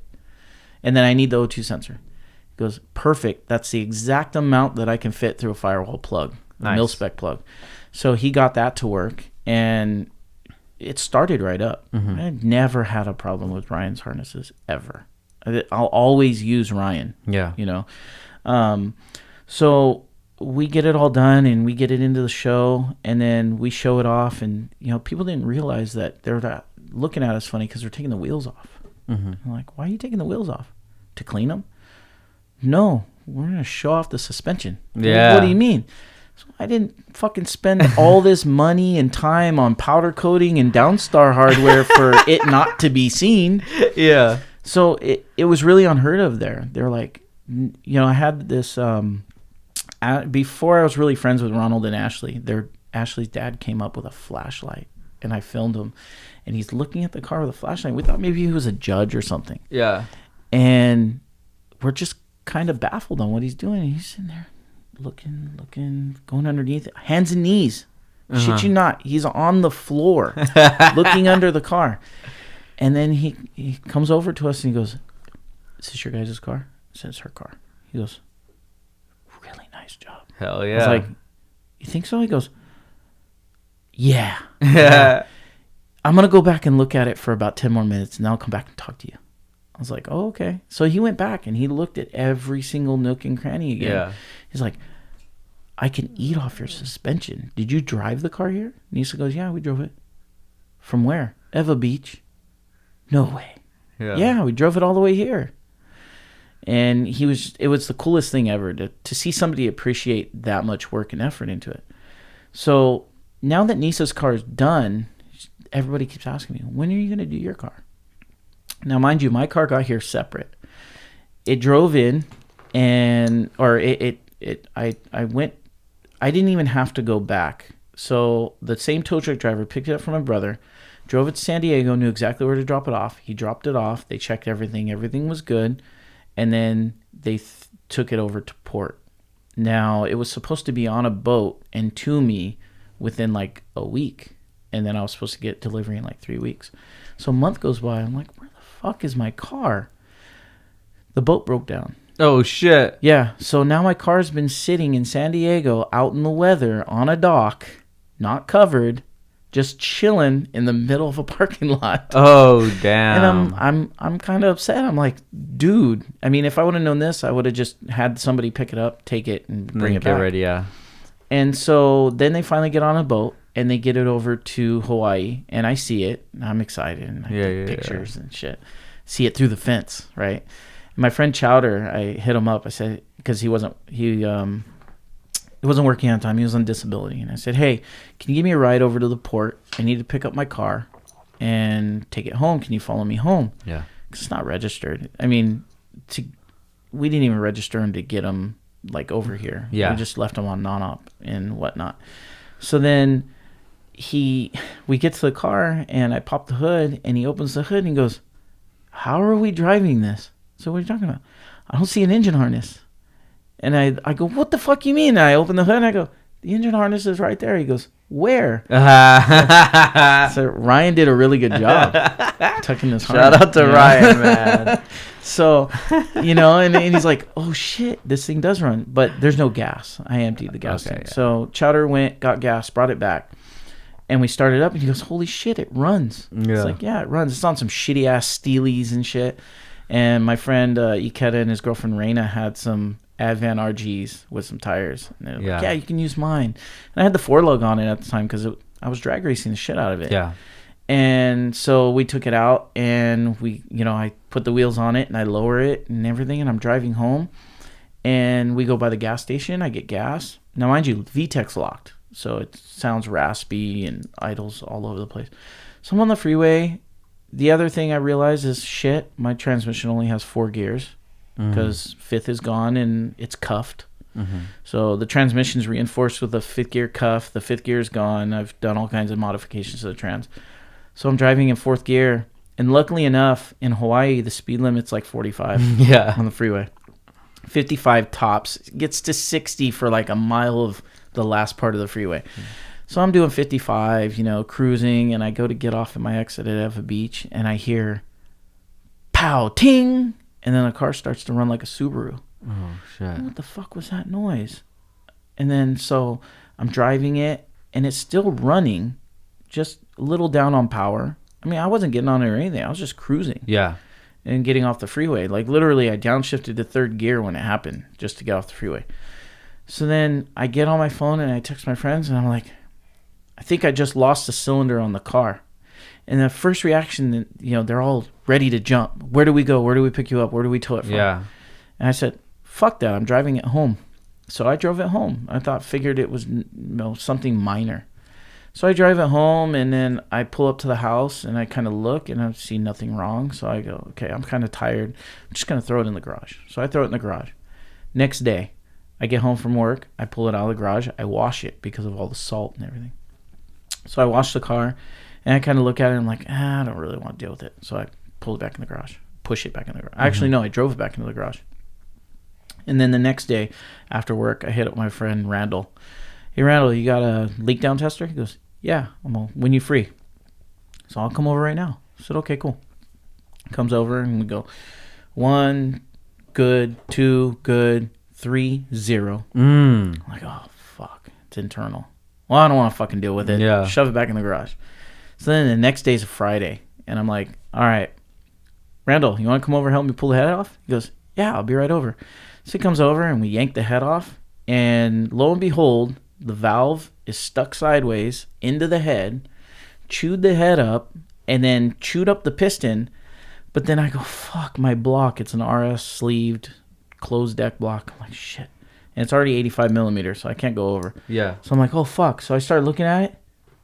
Not one single nick in the cylinder wall. Sick. I was like, fucking perfect. Lucked out. Yeah, so I called SuperTech and told Martin what happened. He goes, no problem. I'll send you a piston. I'm like, how much? He goes, don't worry about it. So sick. Thank you. Sends me a piston. Take the head over to a machine shop. Say, hey, can you fix this? He looks at it. The guy at Schneider's, he looks at it and goes, yeah, we can fix it. You got the valves? Yeah, here they are. SuperTech sent me valves too. Mm-hmm. So yeah, here they are. He sent me valves and valve springs.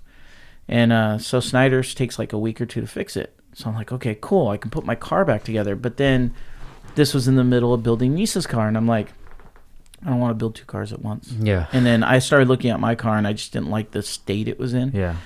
It's not the state of when it won Week Fest. Yeah.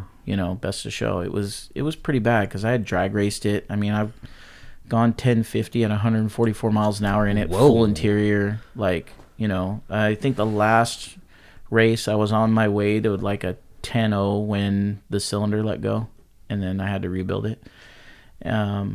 Which guy rebuilt it for me while I was in Hawaii. And so I have all the parts sitting there, but I just let the car sit. Yeah. So Nisa's car's taking our budget, our time, doing all that. And I'm like, I just don't have the money. With Christmas coming up, we already have, our trip booked for coming to LA for Disneyland. That cost a lot of money. We already spent that money. We already spent the money on the tickets for Disneyland. We can't cancel the trip. Yeah. We have to go. And we're already, at a minimum, with our budget. And so the guys were like, well, Nisa's car's off to the body shop, getting ready to go to the body shop. Why don't we just work on yours and see what you need? Mm-hmm. So I'm like, all right. So we start working on mine, see what we need, and we notice a lot of shit wrong. The transmission has 3 stripped bolt holes on the rear mount, so I got to change the case. The half shaft, all 3 bolts were stripped. Just a bunch of shit just wasn't tight, and it was missing, and just, everything from racing it and whatever. So the guys were like, they knew that. They're like, oh, well, you can get this part, this part, this part, this part. I said, I don't have the money. I sold my S300 because somebody needed it. I don't have tires for my 17-inch Inkies sitting in the shed. I don't have this. I don't have that. I don't have the money for it right now. Nisa's car is more important. It's almost back to being back together after it gets painted. So we're sitting there, and we're in the garage working on something. I think we're working on my car, trying to figure some stuff out.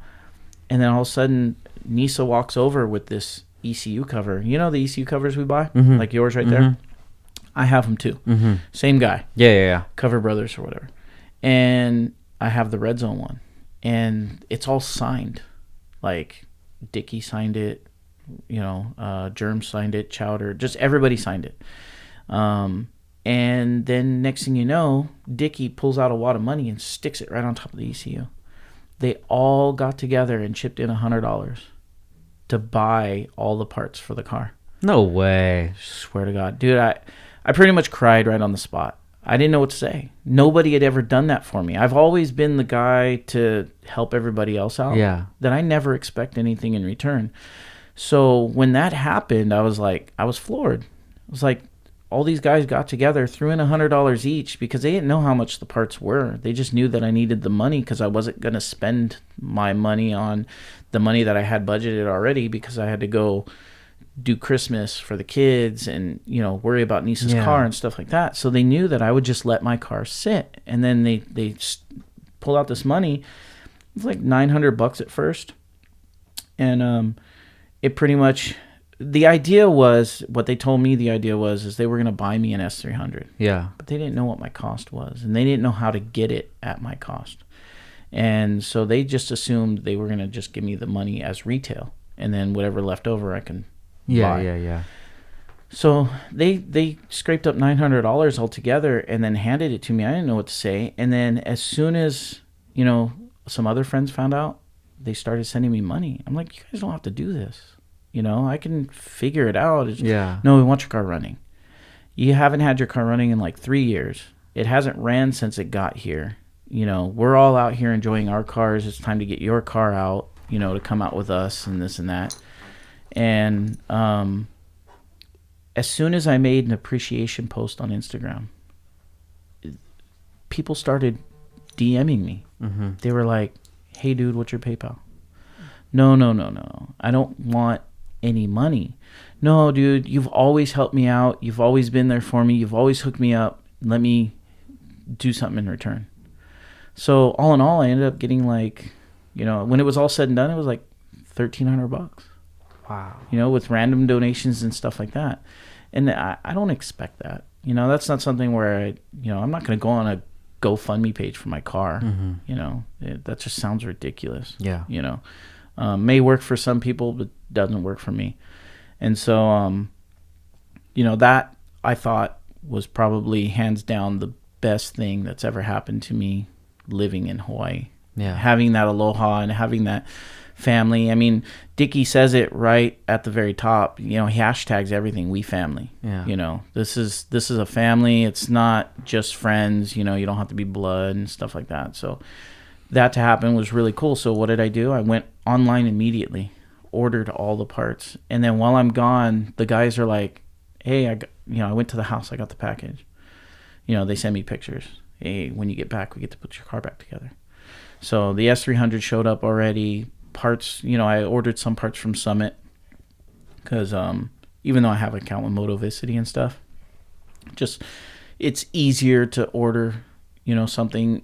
Sometimes I can't get it from Motovicity, so I'll just order it from Summit. Ordered some stuff from Speed Factory. It used all that money straight towards the car.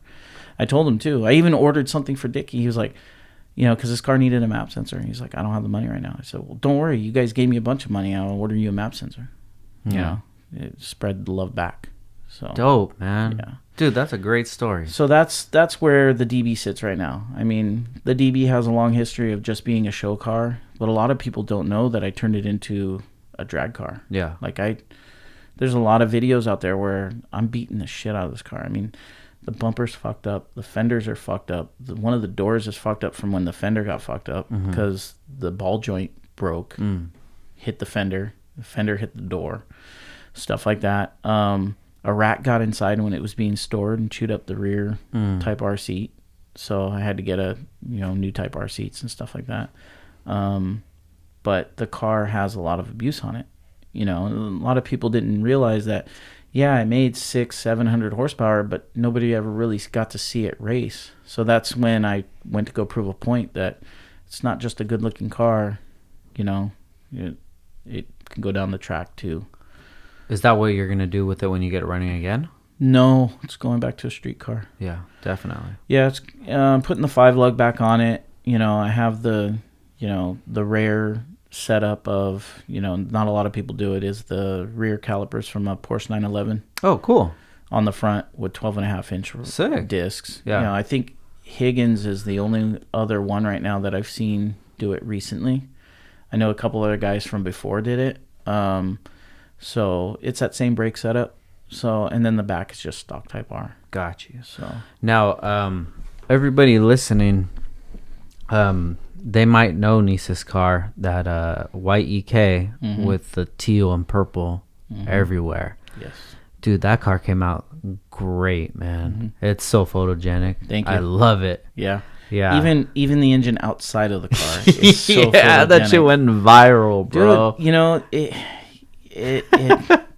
it was crazy because a lot of people were like, there's still people today. I think somebody posted on your picture the other day, is this engine ever going to go in the car? I remember that, yeah. And Nisa's like, well, if you follow me, it's been in the car for months. Yeah. And she doesn't treat it like it's, some gentle little car. She beats the shit out of it. Yeah. I mean, she's, on the throttle all the time. I mean, the car makes 300 horsepower. She drives it whenever she can, wherever she can. Yeah. It doesn't even matter if it's raining. Like, I've had to get underneath that car with her and clean the suspension a couple times already. And that's her vision. I mean, even though she didn't have a lot of physical time on the car, she had a say in everything that went down. I think that's how a bunch of guys build their cars nowadays, so it's all good. Yeah, but it's because she has a job that's very demanding and puts her in a later work time. So when I get home, she's at work. Yeah. So that's the time when I can do stuff on it. And then on the weekends is when I get her to do stuff on it. And then the guys in Hawaii had a lot of hands-on with it, trying to get it ready for Spoke On. But that car, it definitely went viral. Yeah. And the engine is super photogenic. And a lot of people were tripping off of it because they thought, oh, it's just a lot of paint, and, we had to tell people, no, all the purple's powder coated. Yeah. Every single purple piece is powder coated. Every teal piece had to be painted because we couldn't find the right powder for the teal color that we wanted and something that was close to what your washers were. Yeah. And when Nisa basically already had the purple teal theme in her head 6 years ago, 6 or 7 years ago. So when she saw that you had washers, she was like, it's game over. That's what we're going to use, And we always wanted to use your stuff, but we never really had a build for it at the time. And so we could never really buy anything that you had. I wasn't rebuilding my car. So, and yeah, you had green washers, but they would disappear in my car. Yeah, definitely. So black ones would go, but then, my theme isn't black and green. It's kind of a dark blue and green. So, I went with silver. I think it was. And I already had the hardware before I'd met you. So I just left it alone. So when it came to her car, we were like, yeah, it's got to be, all hands down, all the Downstar stuff. Because one, it's one of the best looking washers out there. Thank you. And I'm not saying this to float your ego or anything like that. It's just, in my opinion, it's nice, smooth, and sleek. And then the fact that it's the colors that we needed was the icing on the cake. So as soon as we added them to the engine and it started to come together with her teal and purple, it was game over by then. And there's some pictures, I don't know, you have the sunset picture. Yeah. Right? That picture is raw. The one I sent you is a full-on raw picture. I didn't filter it or anything. So when you look at, I have both pictures. I think I posted on my Instagram. I have the original picture, which is like, it looks really dark and dreary. Yeah. Like you don't really see it. The only thing I did different is we have a Matco light, like a spotlight. Yeah. I grabbed it and I threw it off into the corner and shined it on the engine and took the photo. That was it. It was just a light. And then you never realize, all these photographers who have all these lights and shit beaming down, you don't realize how much it affects when you take a photo. And all I did was say, okay, click. And then next thing you know, the picture's everywhere. It was nuts. And then our brother over at Vane hit us up. He's like, your engine would look really good on my stand. Yeah, shout out to Chris, man. Yeah, I was like, Chris, it would. Yeah. It would. But, I just don't think I can afford it right now. Yeah. And he's like, it'll look really good on the stand. All right, fine, Chris. Send us a stand. We'll take it. So, we got the stand from Chris, and he powder coated it to, try and really get close to the color scheme to match. And it came out great. And he hit me up the other day. He's really excited that the engine's back out of the car. Yeah. And that it's sitting on the stand. Yeah. He's like, when you get it all back together, ready to go in, please go take some pictures. So don't worry. I think this time around, we're going to throw it in the back of Germs' truck and drive it over to Honolulu. Yeah. Like to Townside. Ooh, nice. And they got Kaka'ako has a lot of graffiti spots from powwow. Yeah. So I think we're going to try and get some like early sunset graffiti spot locations to try and take the photos. Maybe even some landmark type stuff before it goes in the car.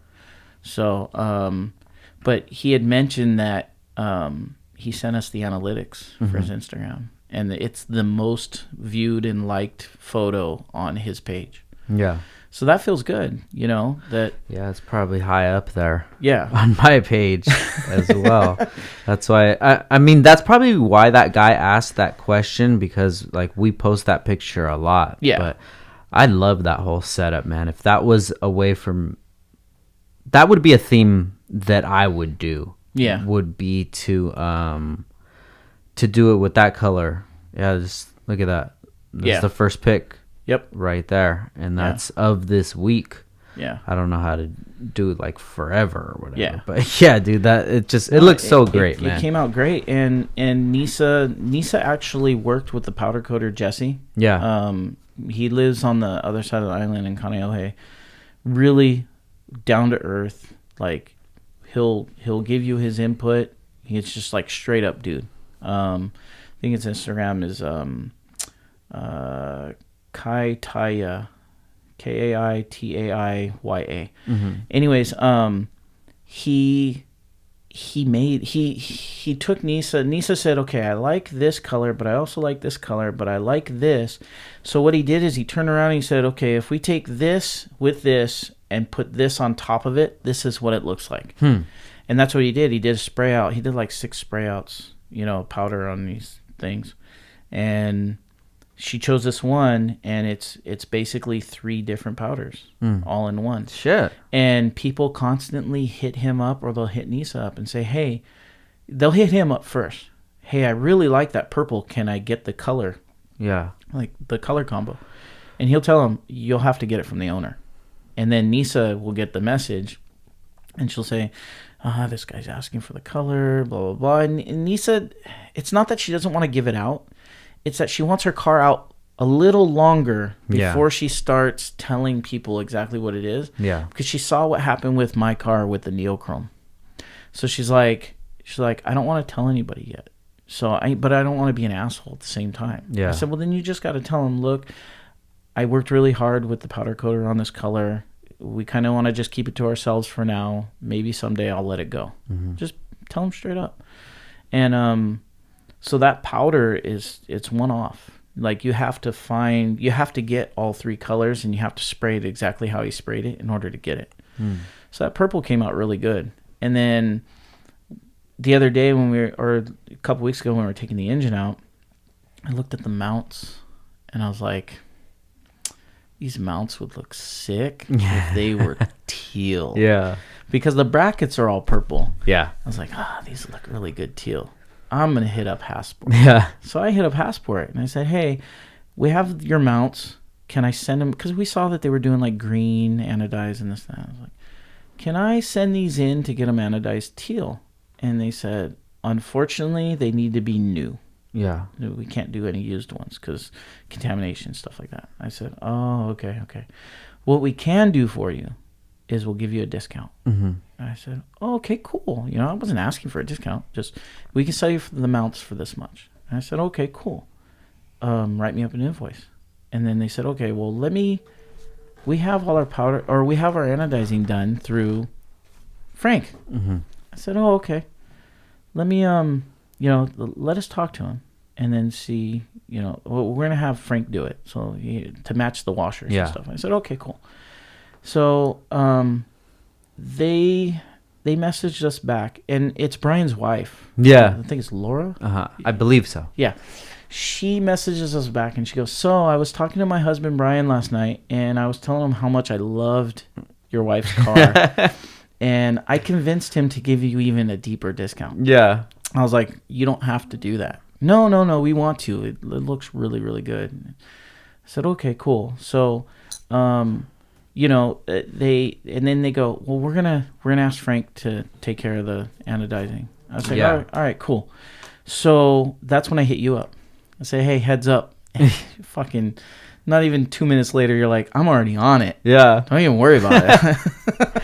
Yeah, we don't do their anodizing, but they knew that we did that too. So, he just hit me up, or she hit me up, and I'm like, yeah, just send it over. And mostly because of how much love you guys showed us on the build. Yeah. You never asked for discounts or anything. You guys just supported, and every time that we would post it or whatever, I would get a message from you or Nisa just being very appreciated. Mm-hmm. So when I see them, I'm like, dude, that's no problem, because I want to see what they look like. Yeah. I'm excited for that. Nisa's super excited, and she was like, do you think they'll be done when you go down there? I said, if they are, they are. If they're not, they're not. Yeah. It's not a big deal. We'll get them. He asked me what the time frame was. I said, if we can get them back, beginning of January, we'd be good. So I'm excited to see what it'll look like with the teal mounts now. This one looks sick. Yeah. And then, because there was a lot of silver in there. Yeah. Rob from Track Tough, he's got a lot of his hands on it. And same with Rob. He gave me a price. I paid it. Yeah. He never once said, I can't give you a discount, or I can't do this, or I can't do that. There is a company that I hit up for some seats. Mm-hmm. And I didn't ask the question in a weird way. I just said, hey, do you guys do this custom color to match this? And I sent him a picture. He said, oh, yeah, we can do that. I said, oh, okay. What would it cost, or what would it run? I think I said run. What would it run to get a set of these? First thing back was, sorry, we're not sponsoring anybody. Mm-hmm. I was like, I never asked for a sponsorship. I was just simply asking, what's the cost? Yeah. Let me reword it. What's the cost for a set of seats? It's, you can do it on our website. And I said, yeah, but those colors aren't on there. That's why I'm contacting you. And then they ghosted. And just poof, gone. So, okay, fine. Forget it. We won't worry about seats. Move on to the next. Yeah, we'll move on to something else. That's how it goes, though, bro. So. There's a lot of companies that they're in the community, and there's a lot that aren't in the community. Yeah. When I seen the vision of what you guys had going on, and then I had Passport reach out to us, I'm like, dude, that's no problem. I'll get it taken care of. And nice. I just don't like to do that for anybody because what if it doesn't come out right, then they're complaining or whatever, but I knew what vision you guys are going for. The cool thing is it's a whole new set. So if we don't really, if it doesn't look good, then we can just throw the other set back on and then just, say, hey, can you make these black, or do something with them? Yeah. But I strongly believe it'll look really, really good. Yeah. I mean, everything Nisa's pointed out to do so far, including the starter, the alternator, everything she's said, hey, can we do this? Can we do that? Can we do this? So, we can do whatever you want. It'll just take some time and some patience and a little bit of cash to get it done. Yeah. And thankfully, we have a really talented painter on our side when it came to painting the stuff, and he was a personal friend of ours, and we asked him, how much do you want? He said, you'll owe me later. Because he's building something on the side. So okay, cool. And then same with the powder coating.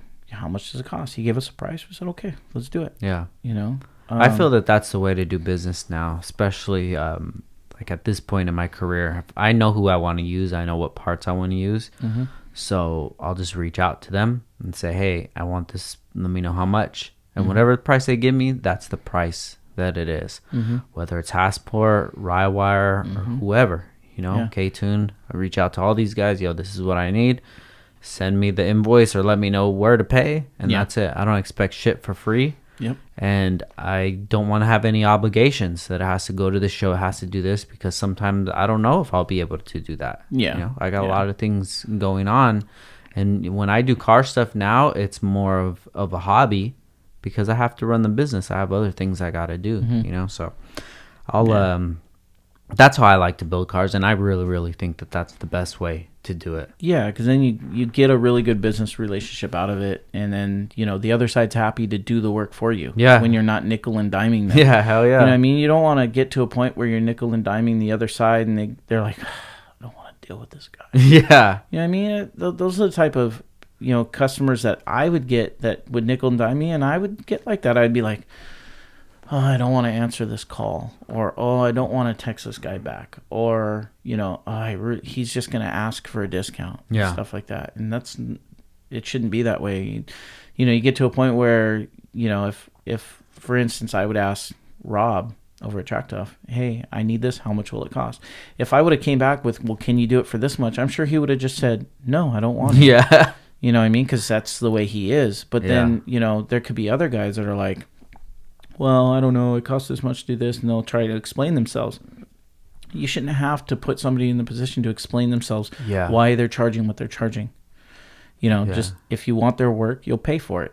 Yeah. So, I had somebody ask me that, another business owner, he calls and he's like, yeah, these are $3 a piece. I need this many.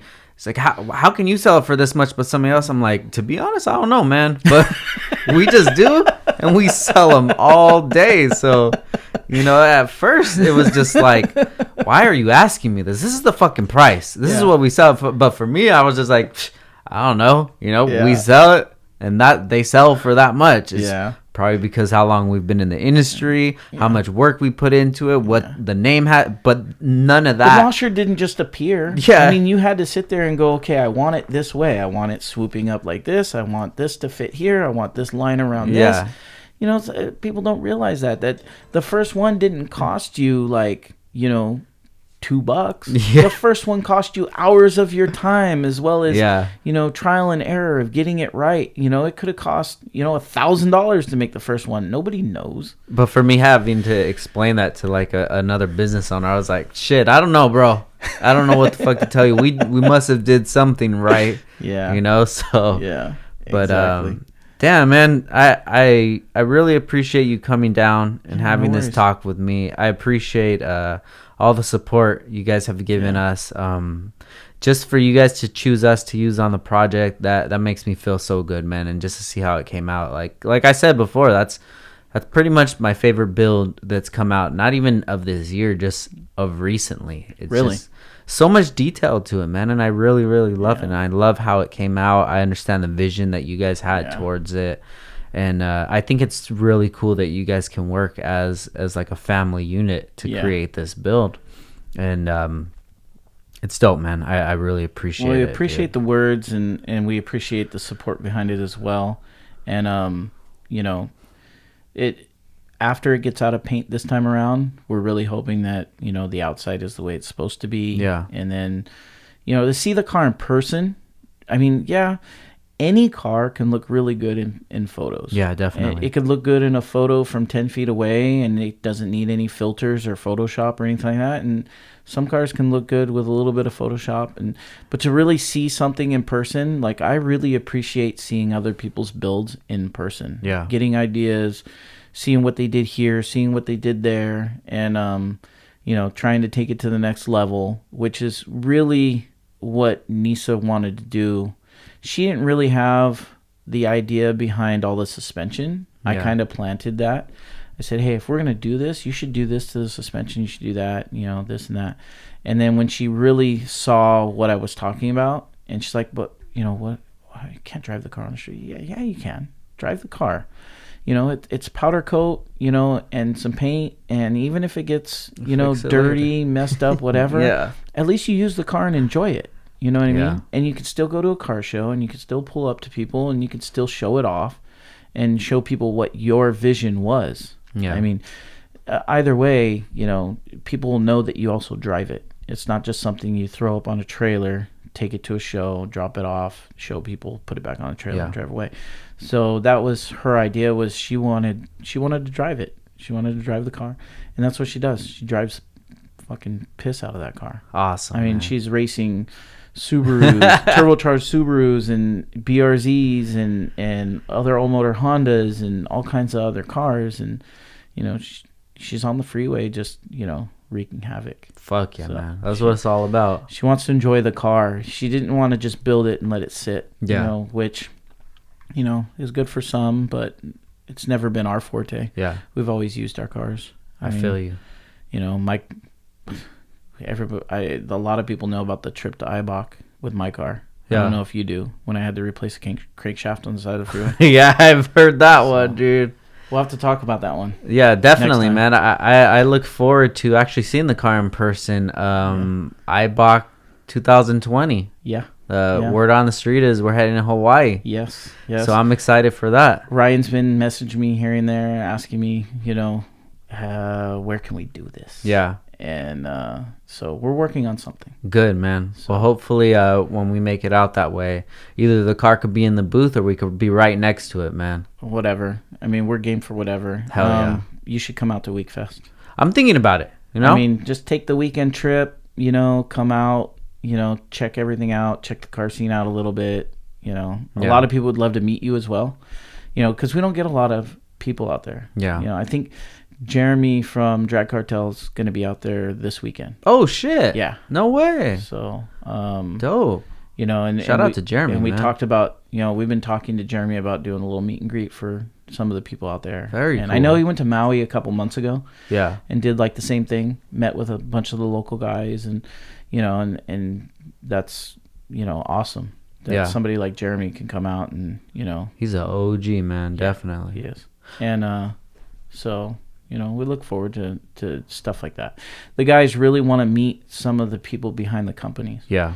So when they get a chance, like when Ryan went out to Hawaii, a lot of people were happy to meet him and shake his hand and talk to him. So I look forward to it, man. Yeah. So Jeremy, thank you so much for come stopping out. by. We'll have some grinds and eat some good. Eat good. Hell yeah. And, I mean, you went to Maui a few months ago? Or yeah, whatever? yeah. So you know how it is. Yeah, I love it. Yeah. I love the island life, man. Yeah. So before we get out of here, can you let people know where they can find you at and find the build? Find me at on Instagram at RedzoneDB8. They can find the build on Nisa's page at Miss CTRN1. And don't be afraid to hit us up. Nisa's always down to answer questions. I'm always down to answer questions. We're normal people just like everybody else. Those are the main two places. Or, you can also find the build.